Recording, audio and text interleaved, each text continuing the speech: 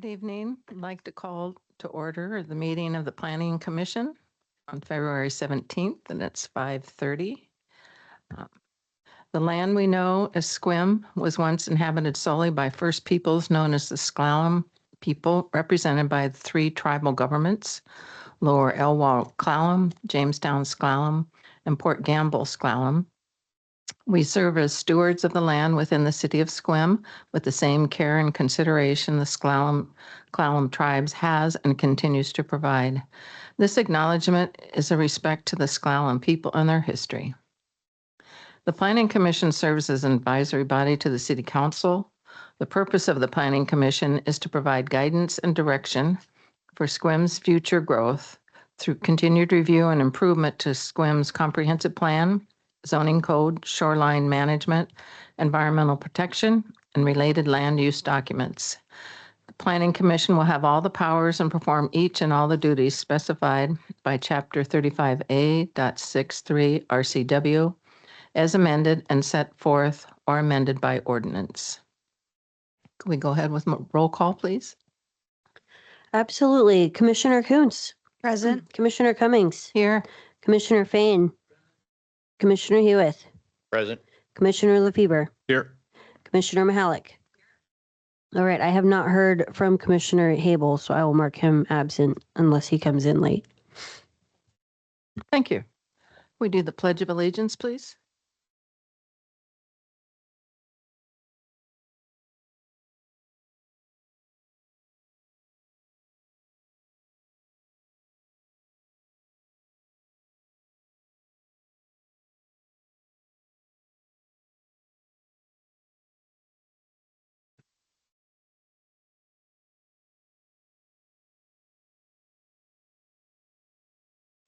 Okay, next thing on the agenda is approval of the minutes. Has everybody had a chance to look them over and any corrections or additions? Okay, how about a motion to approve the minutes of February 3rd? I'll move to approve. I second. All those in favor of approving the minutes as written, raise your hand. Okay. Minutes have been approved. Now we're coming to public comment. It's nice to see people in the audience. Thank you for coming. I have my directions here. I buried them. Hang on a minute.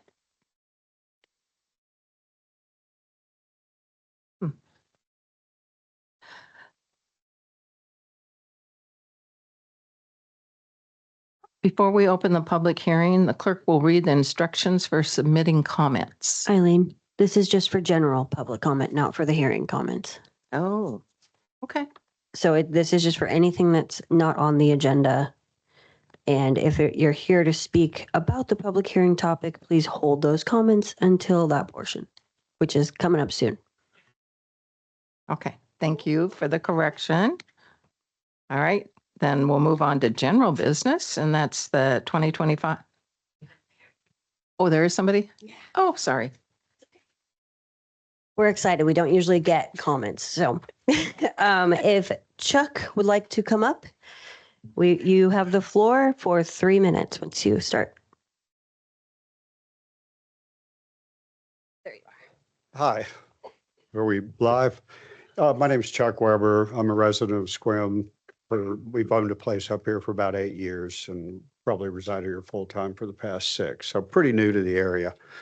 But I guess I'm kind of a little unprepared. I wasn't sure if I'd be able to ask questions or comments, but one general comment would be as we work on towards the comprehensive plan, which is a serious effort. One of the things in there, we always talk about Sequim's small town character.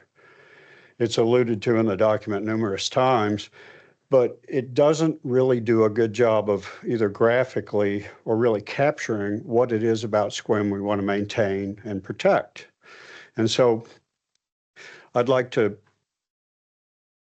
comment that we need to somehow graphically capture what it is about Sequim we want to maintain. A lot of the new developments that have gone in recently or in the past few years really don't fit in. They don't look like Sequim. whatever that small town character is, they're out of place and they don't really look like they belong here. And I'm worried about over time that the town will lose its sense of identity. And so I think we need to kind of quantify that or codify that somehow as we're doing this master plan update. And I think the document, the draft I read so far looks great, but this is a little bit more of the urban planning approach where I know the planner's well aware of it, where we could have possibly a charrette where we have more community involvement in the design process, and especially as we're updating our master plan. And the other comment or question I have is, I'm really trying to understand the hearing examiner approach on approval. In reading it, it looks like the hearing examiner has the final decision process on whether a development or subdivision moves forward or not. And I'm not really sure how that came about or if that's a requirement now. We have planners on staff, we have Director of Public Works, we have plenty of resources within the city of Sequim. So I'd just like to get more clarification on who really has the final say on it and whether development moves forward. It appears to me that it's the hearing examiner. So I just want to understand more about that. And other than that, I just want to introduce myself and ask a few questions. Okay, thank you. Thank you very much. Anybody else, Emily? We do have a few people online. If there's anybody that wants to speak to general public comment, if not, that's fine too. But if you would like to speak now, just raise your hand and I can enable you to talk.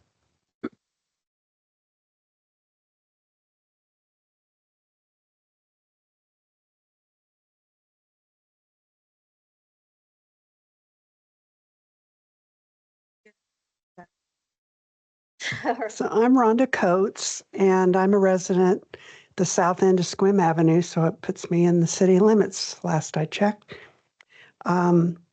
First time I've come, I didn't realize that we would be so welcome and appreciated to be audience members.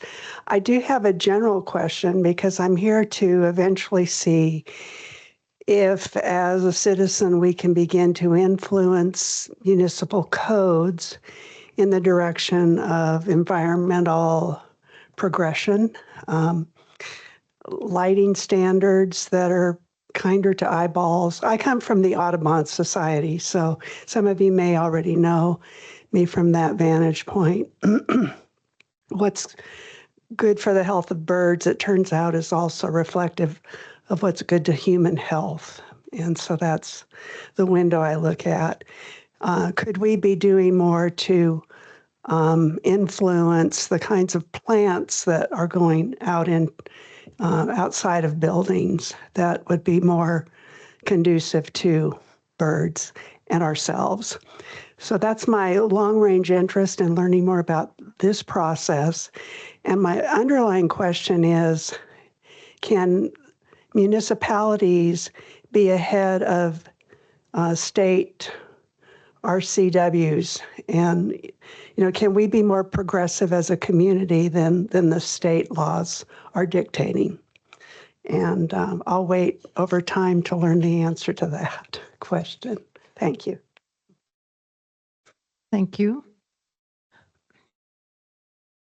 All right, is there anyone else in the audience that wants to speak general public comment? No? Okay. And looks like no one online wants to speak general, so we're good. Okay, thank you, Emily. All right, moving on to general business. We're looking at the comprehensive plan status update. Carla?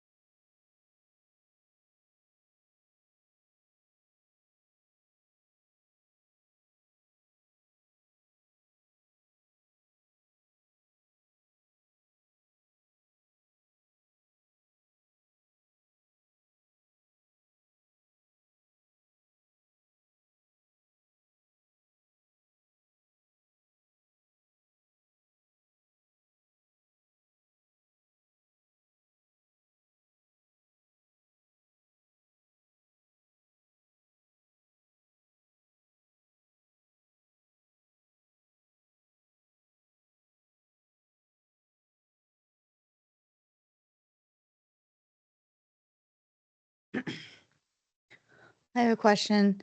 So looking at the schedule, I see we have our regular meeting on May 5th, and then is the 19th an additional one, or is the 26th the additional one? Okay. Because on the 19th, it says Planning Commission meeting if needed. Okay.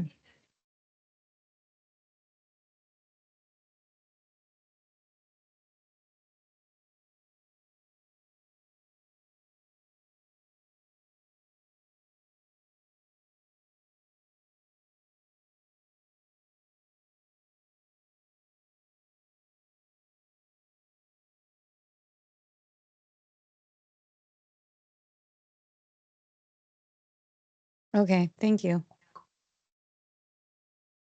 Anybody else?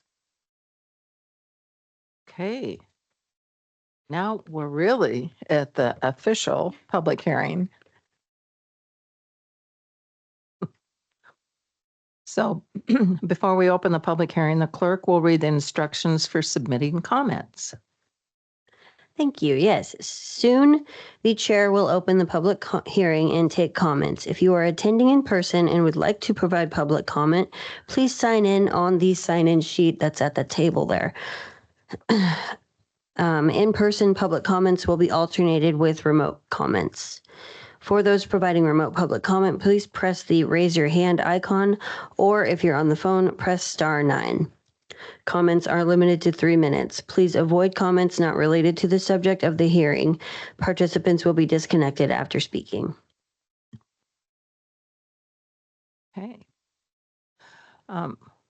The subject of this public hearing is the Developmental Code Update, Draft 17, Land Division, and Chapter 18.21, Supplemental Housing Requirements.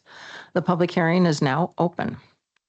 Does the DCED director or staff have testimony to present? Well, thank you.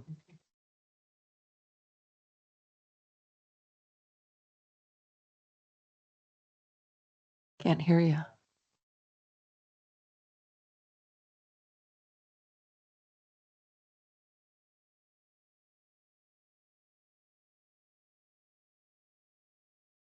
All right, for the record, Travis Simmons, Senior Planner, and yes, we do have a presentation, and I will try to fit 3 presentations worth of slides and information into our public hearing tonight. So here we go. But thank you all for being here. Thank you, public, for attending.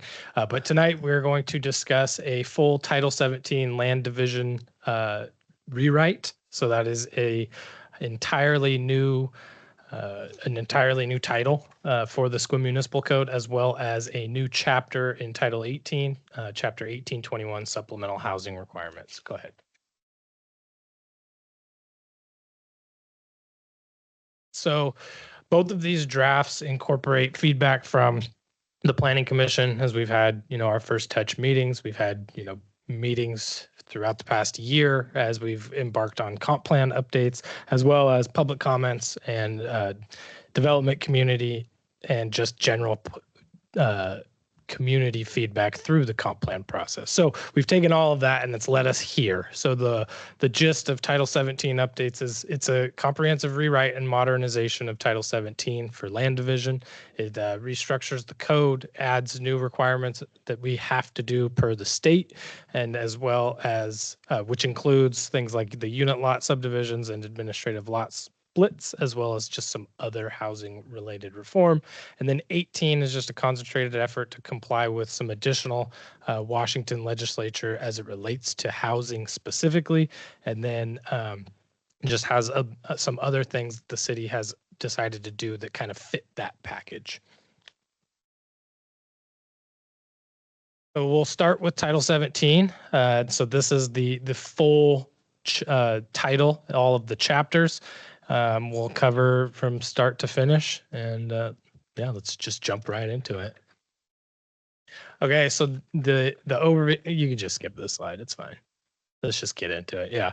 All right, so the first chapter is the general provisions. So what is new here is just, it's more of it's a clarity update, right? I can say after using the code for the last 5 to 6 years, it has been difficult to administer at times.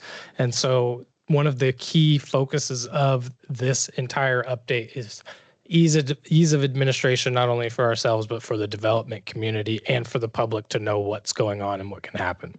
So really it's just this section itself kind of sets the ground rules and the framework of it. So there were some red line updates that were included as part of the package that went out based on the feedback we got from Planning Commission, and those updates included an updated definition related to access to address public comments to provide additional clarity. Mainly, it was just another one where after getting some feedback, it was determined that there may still be some ambiguity in how access is interpreted. And so it was our opportunity to go back and really clear it up so that it was saying exactly what we wanted it to say and what we meant it to say. And then there was also updated definitions to address PC comments related to naming conventions. And so not a whole lot has changed since we did our first touch. But really updates to definition, really get them consistent with RCW and state law was kind of the big thing. If they're going to do it, we might as well just adopt it the way that it's required from the state. We can go to 1720. So land division standards, this is, again, a bit more of the framework. So this would apply to all land division types. This is kind of where we get into having alignment with our transportation master plan, our engineering standards, fire codes. This is where, we have lot standards. So this is really the land division processes later in this title are the specific types of land division, but then this is how those types of land divisions actually interact with the community and how they kind of play nicely together with our streets and our infrastructure and all that. So this is again, and it's another attempt to really provide clarity, really give stronger frontage improvement requirements and guidelines for when they're required, when can we maybe deviate from them, and just make it easier to understand for not only ourselves, but for developers as well. Some red line updates in this one. Again, since we updated the access definition, we had to similarly update how access was being discussed in this section. So really it's just to be consistent with that definition change, and then updates to address PC comments regarding utilities. So the goal of this is to substantially improve the legal defensibility and infrastructure conditions. So, all right, now you can go to the next one. All right, so BLAs, this is not a whole lot of major changes in this one, but after administering this one a number of times, there was obvious changes that we needed to make.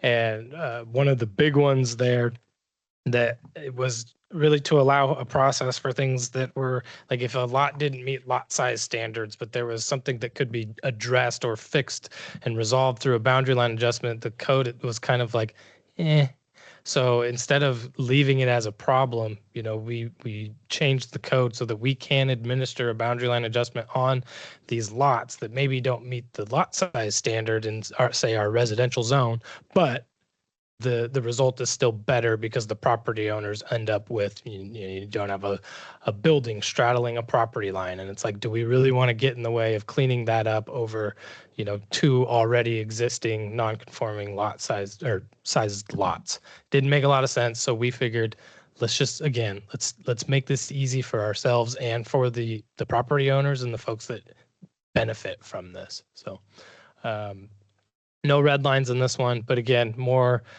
limited procedural detail, less explicit decision criteria in the current code, and that is what we were trying to avoid. We wanted to make this easier to administer. So minor subdivisions. So this is what some people may know as a short plat. Current code allows up to 4 lots. We are going to bump that up as allowed by the state to 9 lots. So that allows subdivisions up to 9 lots to be reviewed administratively, so by staff, which would prevent them from needing to go to the hearing examiner. So staff would have the administrative approval for that. This is a more fully modernized minor subdivision procedure, and it also explicitly allows the unit lot subdivision process, which we'll talk about here in a second. Updates to extension criteria, expiration requirements to really just have it be more consistent title wide, so that all land division is treated relatively the same and when it comes to how long the project's good for and how you go about extending it, and why have separate standards for essentially land division. It's like, let's keep it consistent. Let's make it easier to understand. So red line updates here from our first touch was, again, we did update that expiration process to provide that additional clarity and consistency across Title 17. All right, so this is one of our first required from the state types of land division. These are called unit lot subdivisions. This is something that we are required to adopt from Washington State. And so what this is it's kind of it's a different type of subdivision. So these are going to be processed as short subdivisions. So as far as like how they are applied for, how they are reviewed will be very similar to a short subdivision, but they have completely different requirements. They still have to meet density. So density doesn't get to be just ignored when we're using a unit lot subdivision. However, other bulk and dimensional standards such as lot sizes, setbacks, things like that do go out the window. So this is something where it's encouraging middle housing. It's a way to try to create different types of housing in areas that, could benefit from it. And so the state is requiring us to do this, and it'll be limited to less than 9 lots or less, non-stacked dwelling units, and it will be in residential zones only. So really, this is the state's, one of the state's many ways of trying to encourage middle housing, and is something that we have to adopt. It is new for the state, obviously. So we will be kind of going through it with the rest of the state together, and we'll probably learn a lot in the next 5 years as to how it works and how it plays out. And it's, it is likely that it could change. So this may not be the final iteration of the unit lot subdivisions, but it's what we have to adopt as of now. So just kind of take a midpoint break for Title 17. The overall approach here is modern land division framework. We're trying to get away from fragmented chapters, clear logical structure, updating our definitions to be more consistent with RCW statutes. Infrastructure standards are currently scattered throughout. So trying to figure out like what applies to me and what applies to them and doesn't apply to me, it can be a challenge if you don't live in the code like we do. And so what we really want to do is like, let's consolidate this, let's make it defensible, and let's make it easy to understand what your requirements are. Street connectivity, while street connectivity is in the current code, it's it's a bit minimal, or it kind of lacks the hook to get it in some cases. And so what we've tried to do with this update is to really reinforce future connections to ensure that properties aren't going to be I guess the term would be landlocked, or if something goes forward and developed, we make sure not only that future properties can get developed, but the city continues to grow in a functional way with the street connections that we've got mapped through our transportation master plan, for instance. BLAs, just more clarity, minor subdivisions, updated framework, and then unit lot subdivisions is just another new fee simple ownership subdivision model. So administrative lot splits, this is another requirement from the state that we have to adopt. Another attempt for trying to get middle housing into cities. So this is something where all properties that allow for residential uses are going to be able to do a kind of a one-time administrative lot split. So you get to divide a piece of property off of your current property to create a second lot.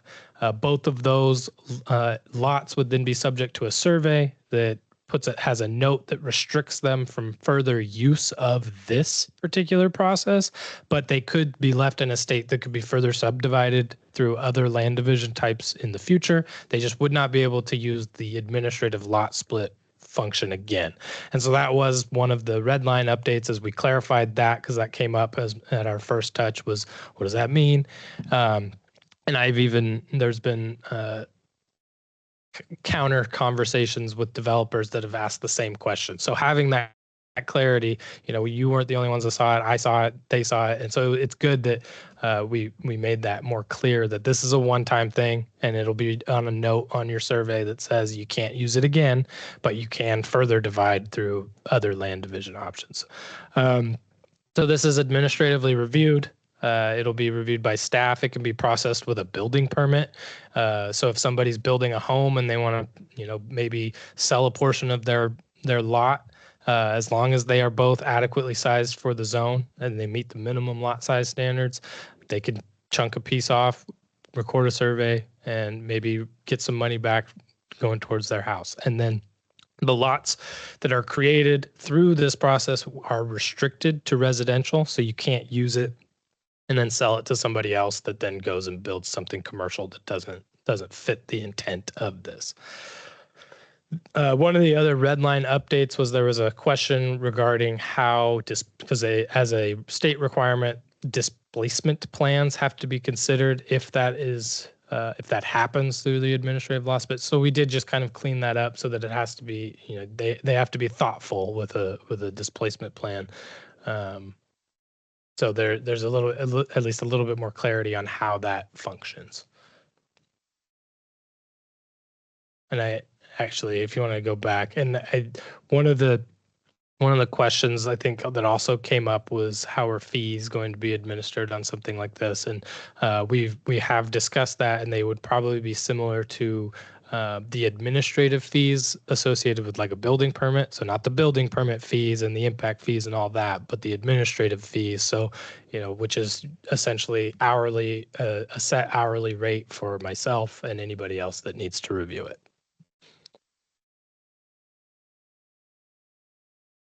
All right. Major subdivisions. So in keeping with the updates to minor subdivisions going up to 9 lots, major subdivisions will now start at 10 lots.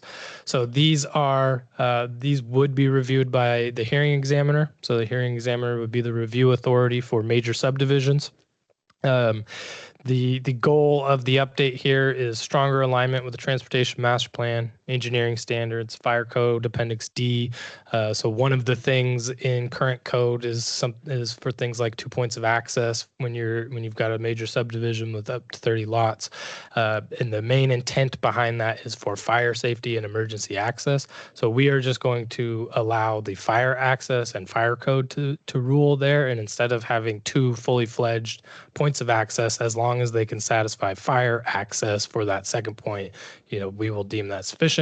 We've also had other subdivisions where maybe that's not feasible, and some of the things that we can do there is require homes to be sprinklered. So it's the intent is safety, and so we're not losing sight of that even with these changes. We are just kind of reverting back to the standard that these were intended to kind of serve without creating SQUIM's own regulatory standard that is just in addition to what the true requirement is for fire safety.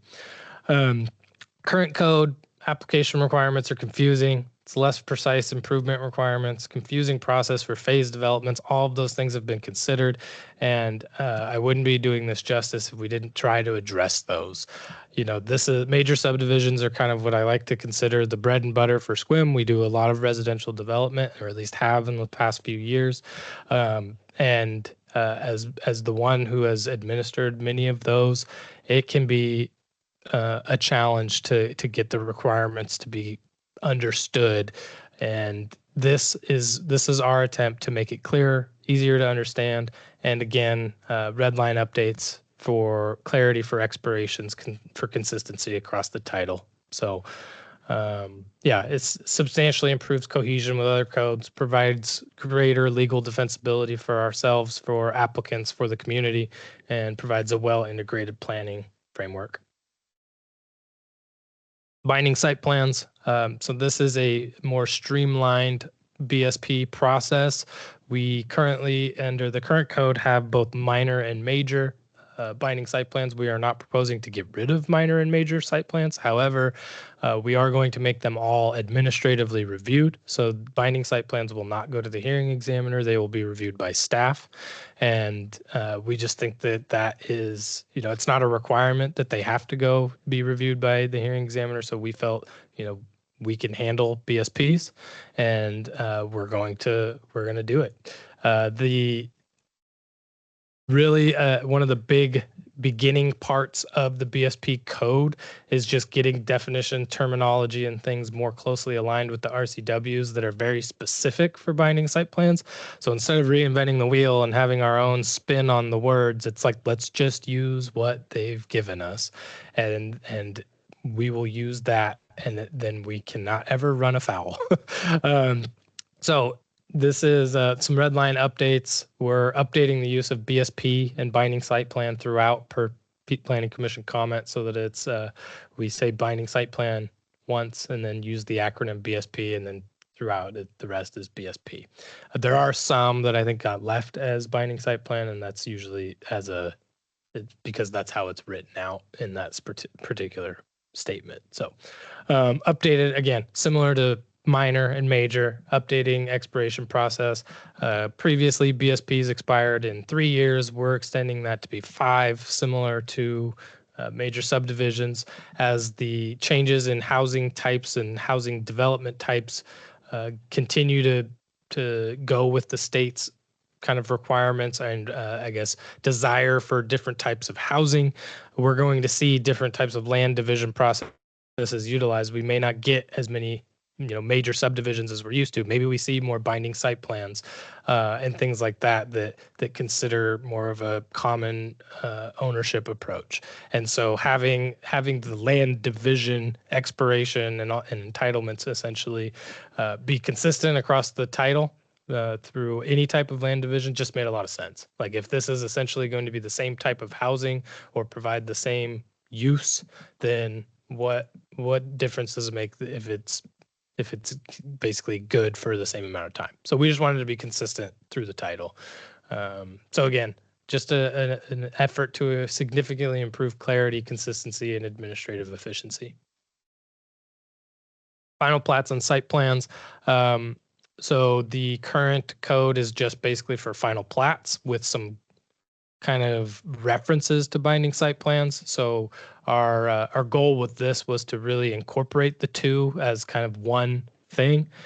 While they are separate, a final binding site plan is not a final plat. However, we want to treat them very similarly in how we process them and how they get recorded with the county. So just like I mentioned, the current code didn't really address binding site plans, or just kind of mentioned them in passing, and we wanted to really fully incorporate them and make the process and requirements a lot easier to understand, so that you'd be surprised how many conversations we get at final plat of like, well, what do I need to do now? And it's like, we could make this easier for you. So that's the goal of this chapter. Vacations and alterations, again, just getting more consistent with the RCW. The RCW establishes the process that we have to follow for vacations and alterations. So there's no sense in really trying to do something different or something unique there. We have to follow what's there and provided by the state. And so that is what this code update is doing, is just getting us very much in step with the RCWs related to vacations and alterations. The current code is very unclear on who the review authority is and what the process is. And so this draft code establishes who that is, and it's going to be the hearing examiner. And it's just more precise and modernized the way we need it to be moving forward. phased developments. This is a sneaky important chapter, in my opinion, in the sense that for larger developments that are going to be done in phases, this is our opportunity to ensure not necessarily future build out, but future build out ability, in the sense that one of the things that we've dealt with is we call it our Rhode Island problem, where we've got subdivisions that were phased and then maybe the last phase didn't happen, and then that property is then maybe on the plat and in the dedications they didn't get the right language for providing future access to that subdivision or undeveloped piece of land. So what this is going to do is this is going to ensure, and we'll do it as part of just a normal subdivision too. It won't just be phased developments, but specifically this section or this chapter will ensure that all phases of a phased development have sufficient means for access now and in the future, whether or not the development actually happens. So this is it's more woven into the actual application process itself. The current code has it kind of aligned more with developer agreements, and really phased developments don't need to be. They can be just a part of your application and say like this is how we're going to do this. And developers, if they want to go kind of take it slow and see how the market responds, that we should be able to make that happen.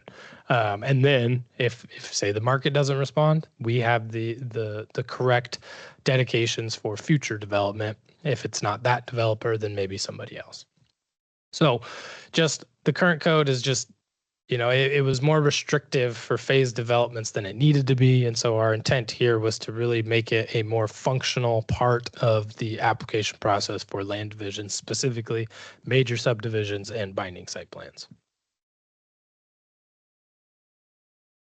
All right, so that's Title 17. So everybody can take a breath. The updates, again, administrative lot splits. So we don't have an existing code for that, but this is a clear process to meet RCW requirements to implement that. Major subdivisions, it's kind of just an unclear and inconsistent section of code that needed more clear standards and reduced barriers. Binding site plans, again, unclear process, cumbersome. And one of the things I didn't mention in the binding site plan section is current code requires binding site plans on all condominium development, even though the state does not. So we are removing that requirement so you can condo a site without having to get a binding site plan. You'll need to get a site plan, but it just won't have to be a binding site plan. The final plats and final site plans section, again, it was more procedural and checklist heavy, and we wanted to give it more clarity on what is truly required for me to get to recording. Vacations and alterations, just getting it consistent with RCW, like don't make it harder than it needs to be. And then phase developments is let's make this a usable process as opposed to kind of this other thing that's there and seems really confusing. So that's Title 17. And we can jump into 1821. So 1821, just as a reminder, these are this is our supplemental housing standards. Let's get to the. And so these are other requirements from the state, whether that be parking requirements, ADUs, affordable housing, just things that we had to incorporate into our update. And we felt that including them as concurrent but separate with Title 17 made a lot of sense for how developments are going to occur. Since these were housing related and most land division that we see deals with housing, it seemed appropriate. All right. So 18, this is, we can skip the overview. Let's just get right into it. So the purpose, like I said, it's implementing the state mandated housing. It kind of establishes the standards that apply.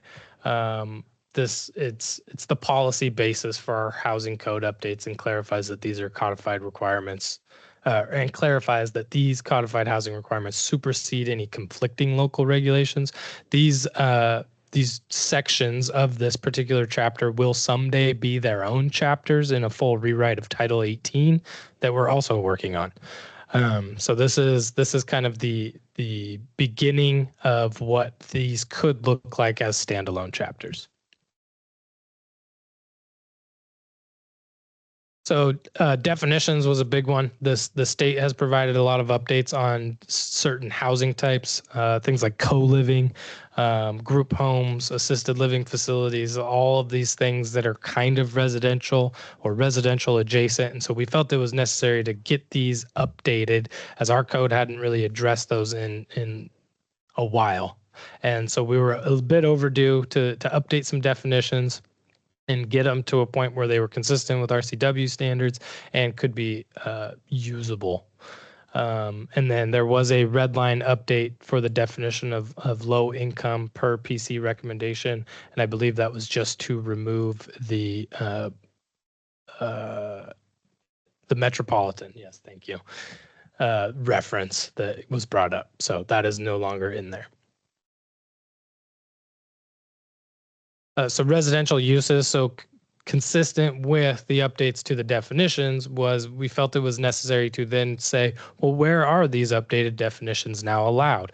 So in doing so, we put together kind of a residential use table for these specific use types and where they would be allowed. So the state is requiring certain housing types to be allowed in certain zones, for instance, emergency shelters and transitional housing being allowed in all zones that allow for hotels and motels.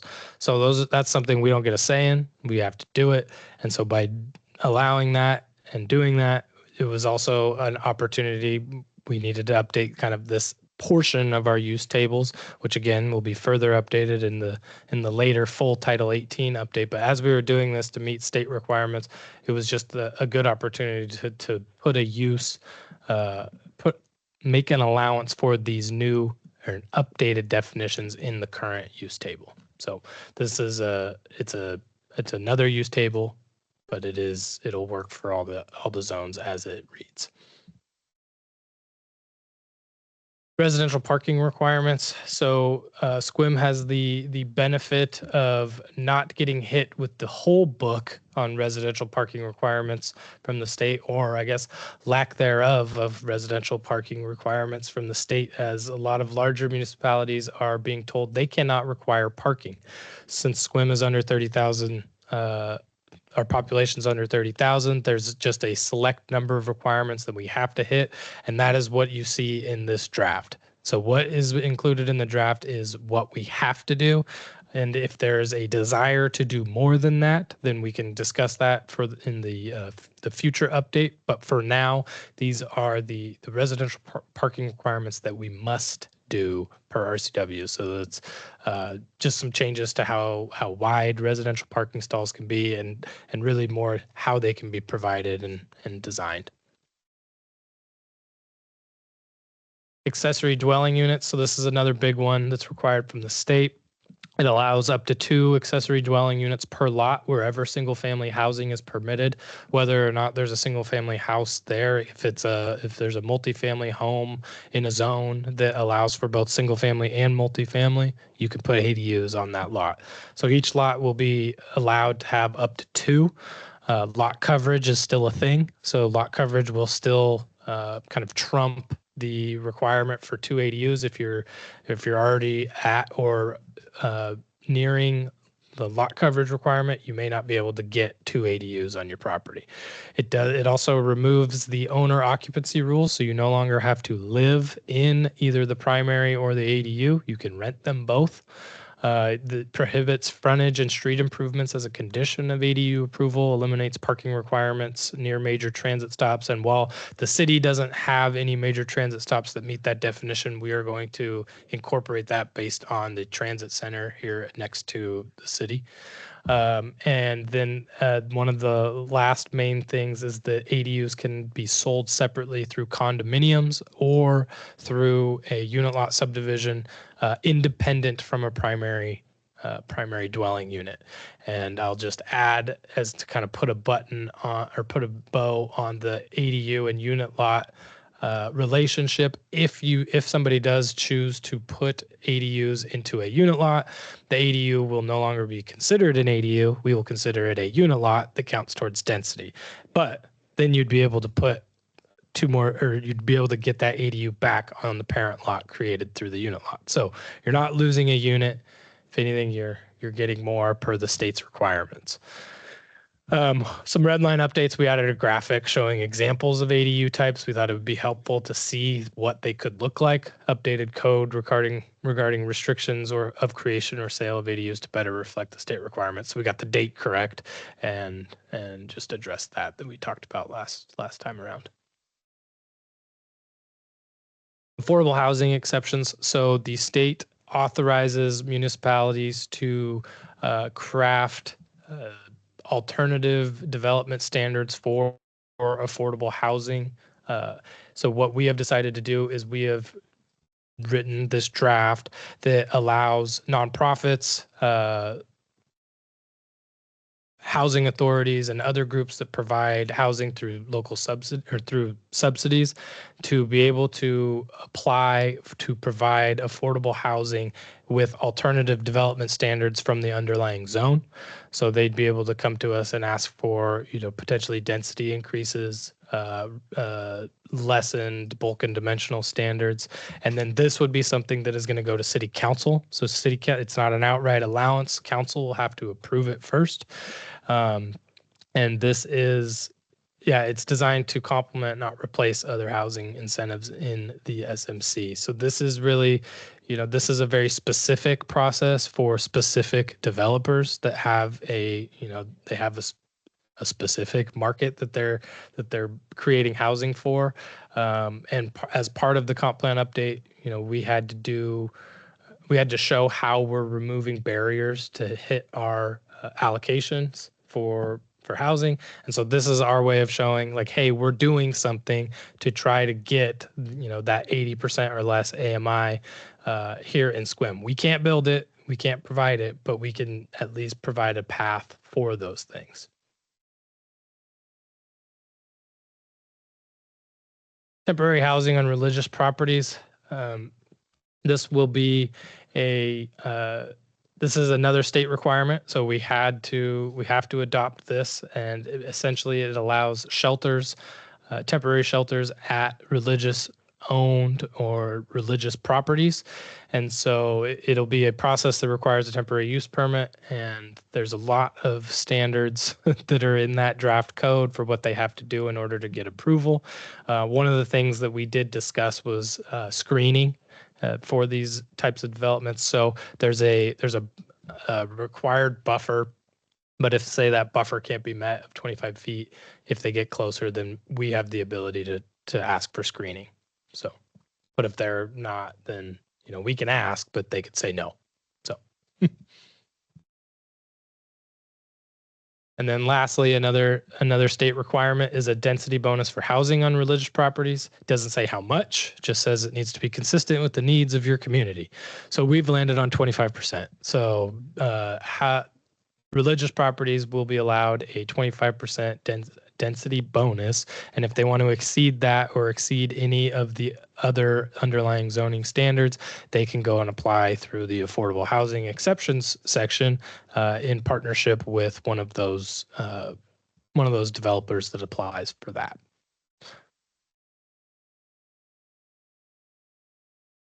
All right. So just to summarize, the purpose is to implement state housing laws and explain how they supersede and interact with other conflicting local regulations if they still exist. Updating definitions as required per RCW, residential use table that shows where those updated uses are allowed, residential parking requirements as we are required to do per RCW, and it's just the minimum. Accessory dwelling units allowing up to 2 per lot is kind of the big takeaway there, and they can be sold independently of the primary. Affordable housing exceptions, so just a process being created for affordable housing providers to get maybe more out of the land than they would otherwise. Temporary housing on religious properties, a temporary shelter process for religious property owners, and then a density bonus for religious property housing. All right. And with that, let's see. Do we want to do? Go ahead. Okay. Okay. So we got some public comments that were received as part of our request for public comments. We got them from two submitters, Randy Tierney, who is a resident, and Sam Nielsen with the Seabrook Land Company. And per the topic of their request is here. So staff has taken a look at their comments and has either incorporated them in or at least stated where we stand on those. So for Randy's comments, they are included in the staff report. They're not shown in the PC red line, but we support the inclusion of street lighting as an approval criteria in all land division processes. And we support having a 60-day requirement for recording for vacations and alterations. That is currently also not in the red line, but we would support that as well. And then as far as the public comments from Mr. Nielsen, street design for having alternative street design or having consistent street design standards with our transportation master plan and engineering standards, as he's noted that they are currently inconsistent, which can be a challenge for enforcing Title 17. There's no action being taken at this time because the Public Works Department is currently in the middle of updating their transportation master plan as part of the comprehensive plan update. And so consistency across all of those will be key in their update. Undergrounding utilities, there was a request to allow utility providers to allow alternates to underground, which is already stated in code that or as otherwise approved by the utility provider. So if there's existing overhead power and PUD says it's fine, it's fine. Private streets having added flexibility for street lighting. We're not recommending any action at this time, as future updates for the private versus public streets section of code will be addressed as necessary in further Title 18 and potentially Title 12 updates. The payment for undergrounding non-city utilities, why is this necessary? That section is not just for non-city utilities, it's for all undergrounding, and is essentially just a disclaimer to developers that if you're going to underground utilities, the cost is on the developer. And then and the last one is there was a request for the city to do more than the required more than the RCW requirements for a city less than 30,000, which would essentially be to have less parking requirements. And at this time, we are only addressing the updates that are required of us. But as I shared at the last meeting, where we live out here, parking and vehicular access is still important. And so I think we will, it is at least my intent well, we'll see what the recommendations are, but as of now, staff is not recommending to go lower for parking requirements. Okay, so schedule, just to wrap up here, this is today's February 17th PC public hearing. We'll go city council first touch 6 days from now, and then city council public hearing, I believe on the 9th, no? 23rd. All right, so it'll be on the 23rd. And then, got it, okay. So, and then tentative adoption would be the 23rd as well. So, perfect. All right, questions? Right now. Questions from the commission? Okay, you did an excellent job, clearly. No questions. Thank you. Okay. We will now move on to public comment. This is a public hearing. All audience members wishing to make comments will be allotted 3 minutes to speak. When it is your time to speak, please state your name, whether you reside within the city limits of Sequim. Please avoid repetitious comments, personal attacks, or comments not related to the subject before the commission. The city of Sequim supports the public's First Amendment right to free speech, but it does not support the use of hate speech or offensive language. Any offensive words and conduct shared by the public do not reflect the city's values. So we have some people signed up. We do, yes. First on the list is Greg McCary. Okay, perfect. That's easy then. All right, Brad Griffith, if you want to step up.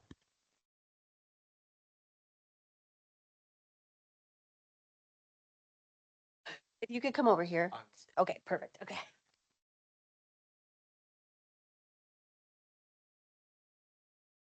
Can I pass this around? And I'll get to it in a second. So I'm Brad Griffith. I live in Sequim. I'm a general contractor. I'm a board member of Habitat for Humanities. I've been living in this world, so to speak, housing world, affordability world for a long time. Studied it, been designing what is called lighthouse shelters. They are lightweight, panelized, small sleeping shelters. This is a cross section of what the panel looks like. And this side is clear, so you can see the glue pattern inside. It's R8, R13, sorry. But you know, this whole problem across the nation about affordability is huge. It's on everyone's list, and it keeps a lot of people up at night, including me. I'm going to pass this around. My first house I bought was built in 1945. It cost $5,000. The same house I bought in 1989 cost me $85,000. I fixed it up, same footprint, siding, new roofing, kitchen, everything, paint, bells and whistles. I sold it for $165. Same house, same footprint. It just sold for $650,000. The original house, the original footprint for $650,000. Affordability, you might as well just take it out of the equation. Nothing is going to be affordable unless you figure out how to stop making babies and start growing lumber faster. It's only going to get worse, just like this. Also on this is the UN shelters, what they provide for emergency housing, what Seattle is providing for emergency housing, which doesn't meet the Washington State Energy Code. They're getting around it somehow. And then another product that is for homeless encampments called pallet shelters. And there's a little bit of blurb about each one of these. When you run out of something to Google, you can look through that. So as far as the definitions, I don't live in your world about where to find all that stuff, but can you produce something that's very clear that says RVs, yes, no. Tiny home on wheels, yes, no. What I'm trying to do, and also please add what isn't in the code. Most people think accessory dwelling units are as low as you can go. But there is a code out there for accessory sleeping units, which have no water and sewer. You use the main house for your kitchen and restroom and such. So if you could possibly add some new terminology that could maybe lower the bar to allow people to realize that they can build much smaller and maybe house their friend, family, or foe. Thank you. Thank you.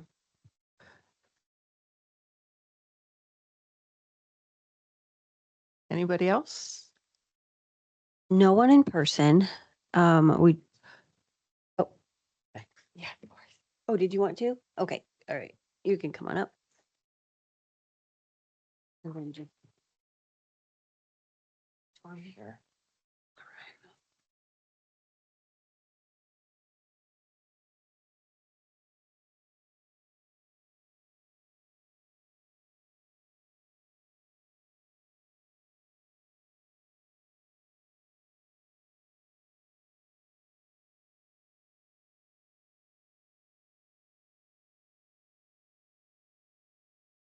So, my name is Denise Irish. I just live over here on Fifth Avenue. I've been a Sequim resident for about 35 years.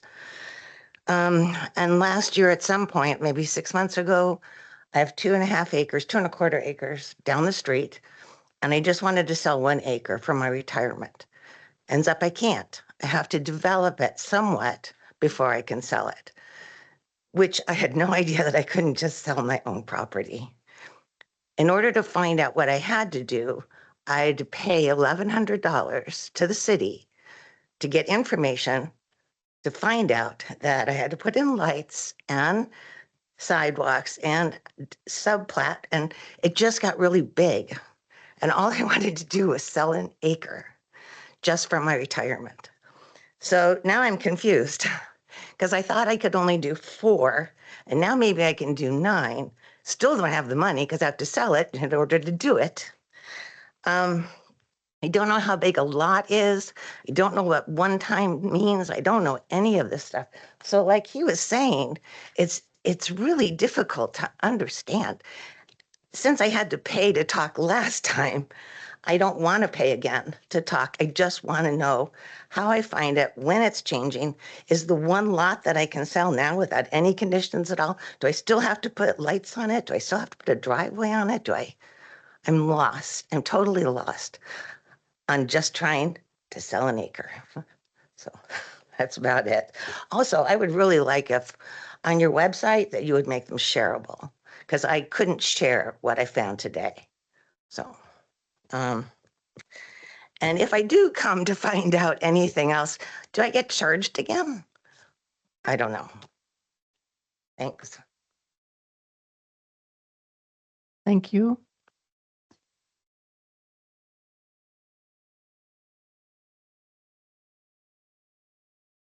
Did anyone else in the audience want to speak? I can open it up to online. Okay. All right, looks like there's just one person. If you do want to provide public comment, just raise your hand and I can turn on your microphone for you.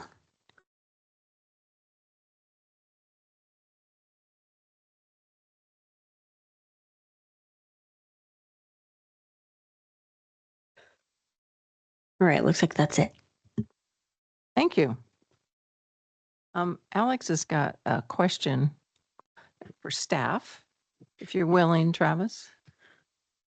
Yes, in the section about ADUs, 2 ADUs can exist on a property in conjunction with the main house. For them being able to be sold independently of the owner of the main house as sort of a condominium sort of arrangement, you could what would start out as an ADU where you find someone who's compatible with you, how you're living, kind of the access in the yard and the fencing. There must be a common gate, I imagine. Then to sell, you could have new people. You have no idea who they are, what they are, living within that property area. It seems you could have some really bad situations of incompatibility of say lifestyles or morals or whatever. It seems like that could be a real setup for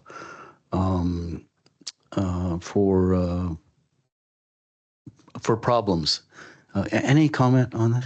Yeah, so I mean, of course, you would have to choose to sell it in the first place. So it'd be yours to make into a condo. So as all things, once you sell it, you've kind of let it go. And so if the person who purchases it then sells it afterwards, that's kind of, I guess that's a risk you would be taking as a property owner. Okay, and then without the requirement for the original property owner to be resident in the main house, who manages that condominium? Is it like an equal share partnership of the 3 owners? So the state has some guidelines for condominiums, but the city wouldn't be very involved in that, since you can get a condo, since there is no requirement for a binding site plan to do a condo. Everything goes through the RCW's, I believe it's 6490, which is basically the horizontal, and that kind of establishes how condos are set up.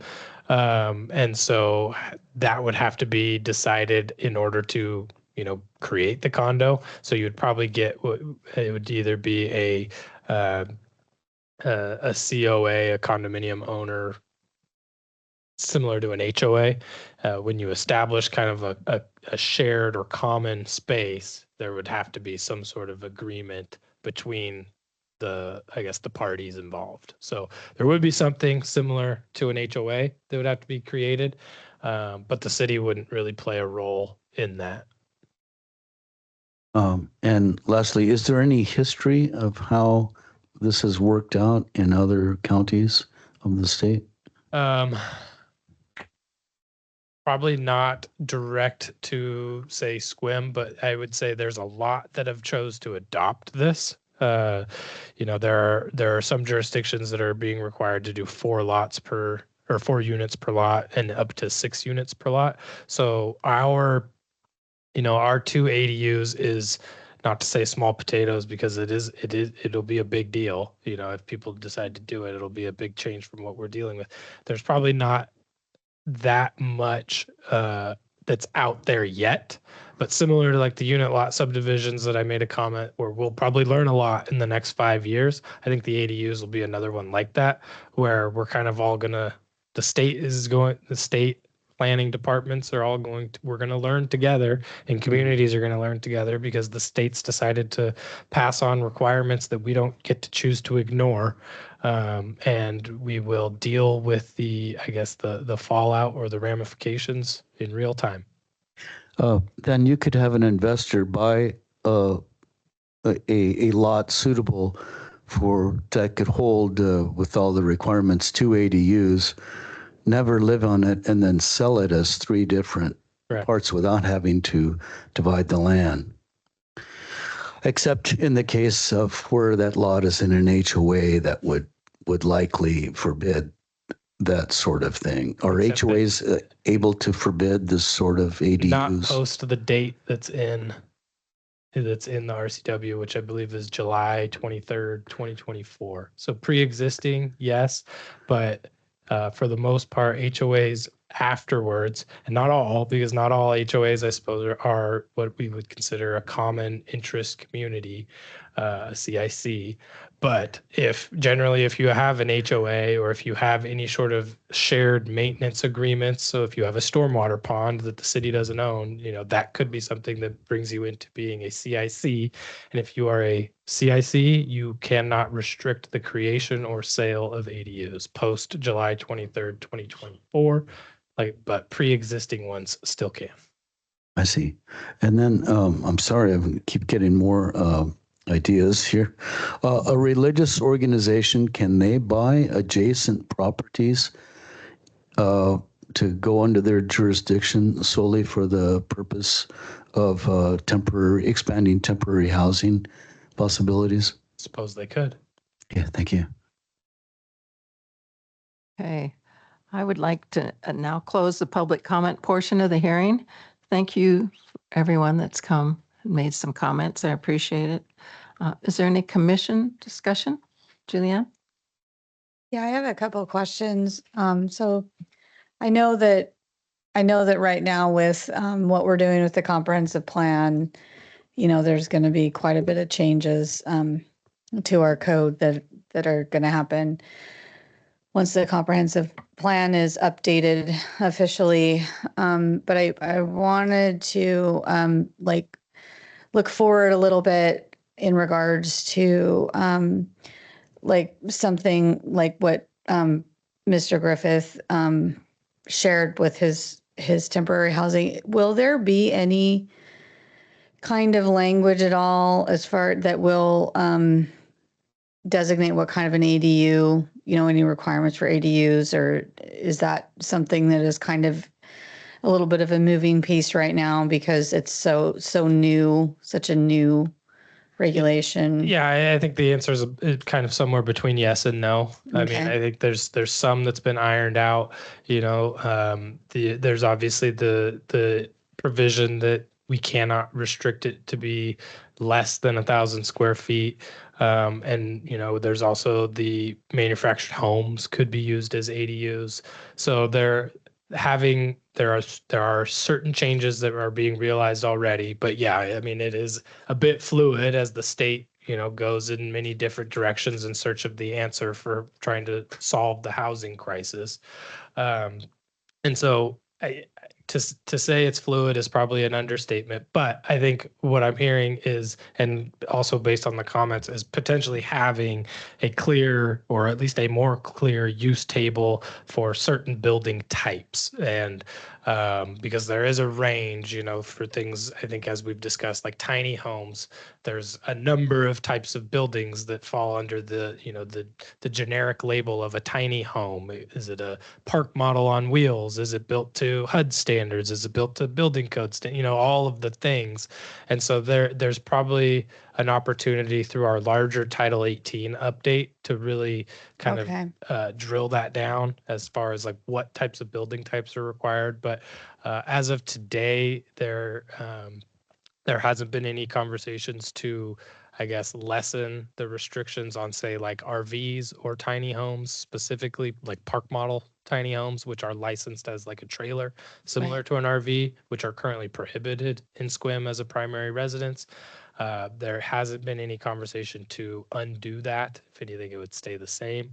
But I think, we can continue to have conversations about what we'd be okay with. And, we're open to having further conversations with developers about what kind of options are out there, because from everything we've gathered, housing crisis isn't going away. So, I mean, Okay. we've got to potentially get creative. Yeah, and then I also wanted to ask for a bit of clarification on the situation that Cheryl shared, which I have no idea, her situation or anything, but I know that it's been a priority that we clean up code to make it more streamlined and easier for, things like land division and for developers and stuff. And because it is such an arduous process and we recognize that, have we looked at any kind of an opportunity to streamline that a little bit more for, say, individuals like her that, doesn't have a planning background or a consultant or. So we have created it's a reserve some time with Travis, basically. So like my calendar is public to a certain extent, and so you can request it, I believe, through the website, or if you have my email, there's a link at the bottom of my signature where you can set up some time for 30 minutes to chat with me, and yeah, or Scott, or any of the Okay. DCED staff, maybe that may have an answer, and to hopefully nip those things in the bud before it has to go to like a full-blown pre-app, right? And like something like this administrative lot split wouldn't require a pre-app, because it can be processed concurrent with a building permit, and it is as low of an administrative permit as possible. It'd be something where we'd be open to meeting with maybe the land surveyor for questions on how to prepare the survey, but that would be kind of the extent of what we would need to probably do. But that's the goal of that code, is to try to really lay it out. So, if you do go and talk with the land surveyor, they're going to read that and know what needs to be on this, what do I need to provide, and then get it recorded, and we're done. So that is a true example of Washington State doing something that, for better or worse, has positive effects in terms of making it simpler. Okay, thank you. Larry's got a question. So, and I forgot the gentleman who at the very beginning kind of gave us just a comment. We want to maintain a rural small city, let's call it small city because we're a city, small city feel. And some of these recommendations and some of these proposals are like pushing the urban envelope. Even some of the written comments were about like no parking requirements. And I think we have to be very cautious because the public input to us was to maintain that feel, that culture. I think you've done a great job. And I just think that maybe if we kind of tried to define what that small city is to give us a guideline to say, you know, we've pushed some boundaries on the number of homes that we consider per acreage, but there's a limit for us, right? If we're going to serve our constituents, to conserve to conserve that small town feel. So we did it with height restrictions. So we said we were only going to go so high. And I think we have to keep that in mind going forward. So thank you. Totally. Anybody else? Okay. This public hearing is now closed and we will move on to commission action. Someone needs to make a motion. There is one written up in the agenda. You got it? Okay. I move to recommend approval to the Sequim City Council, the Planning Commission's red line draft of Title 17 Land Division and draft Chapter 18.21 Supplemental Housing Requirements as identified in Exhibit A to this staff report and recommended findings. I'll second that. Thank you. Any discussion? Point of clarification. Just wanted to note that if the motion, I include the modifications as identified in the staff report. Oh. Oh, so, okay. So is If that Larry just addition wants to clarify that in his Yeah. motion, thank you. or Well, that- change I- it? Yes. Including the modifications. So you want to say, can you just say the first sentence over again on here where it says approval with modifications? That's what we need. Approved to recommend approval with modifications to the Sequim City Council. Got it? Alex, you have a question? Yeah, yes. Might the minutes include a brief snippet on each comment to be forwarded to the city council then?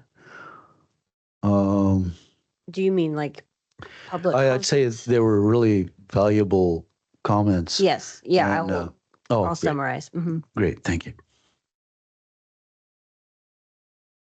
No, I was just going to amend my second to that motion.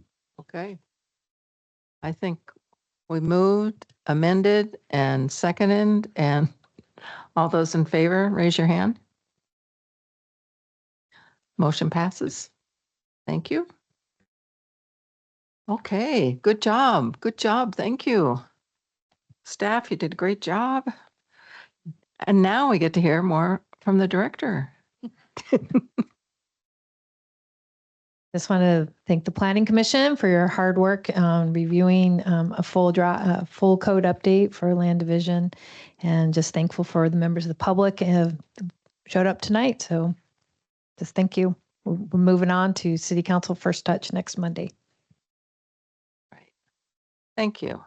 So we're to the good of the order. Karen. I'd like to thank staff for being so responsive to our comments and so thorough on including them distinctly in the codes. Both times, you've been very thorough. Thank you very much. I'll second that. Anything else for the good of the order? I just wanted to say that I like the idea of summarizing the public comment for the planning commission because I think all three, people that provided public comment, it all pertained to what we've been talking about for the last year and a half and also consideration for these two chapters. Okay. How about a motion to adjourn? I move to adjourn. I second that. All right. All those in favor of adjourning, raise your hand. Okay, thank you very much. Have a good evening.